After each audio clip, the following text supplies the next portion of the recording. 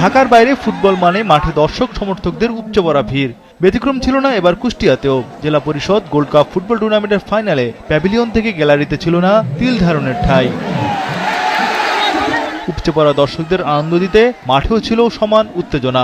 শিরোপা নির্ধারণী ম্যাচের সেরা দল কুষ্টিয়া পৌরসভা একাদশ 1-0 গোলে হারায় তারা সদর উপজেলা একাদশকে।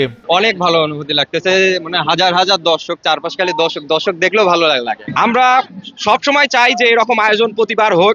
এরকম যদি সারা বছর চলতে থাকে তাহলে এখান থেকে জাতীয় দলে ইনশাল্লাহ খেলার স্বপ্ন দেখবো ইনশাল্লাহ। এইভাবে যদি প্রত্যেক জেলায় খেলা হয় তাহলে বাংলাদেশ টিমে ইনশাল্লাহ খুবই ভালো টিম হবে। এমন ফাইনাল দেখে দারুণ উচ্ছ্বসিত দর্শক সমর্থকরাও। প্রতি বছরই এমন একটা আয়োজন আশা করছি সবার কাছ থেকে, এবং ফুটবল যেন আরো অনেক এগিয়ে যায়। অনেক ভালো একটা পরিবেশ জেলা পরিষদ তৈরি করেছে, এটা অব্যাহত থাকবে। বিজয়ী এবং বিজিত দুই দলকে পুরস্কৃত করা হয় ফাইনাল শেষে। কুষ্টিয়াতে মাদক দ্রব্য খেয়ে ধ্বংস হয়ে যাচ্ছে, এরা মাদক দ্রব্য আসে লেখাপড়া করুক। আর আমরা যেমন ঢাকাতে খেলছি, আমাদের ছেলেরা ঢাকায় খেলে জাতীয় দলে খেলবে।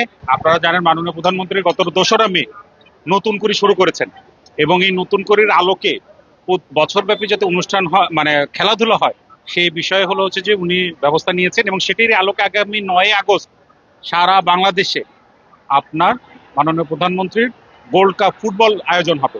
24 জুলাই থেকে শুরু হওয়া গোল্ড কাপ এই ফুটবল টুর্নামেন্টে অংশ নেয় 8টি দল।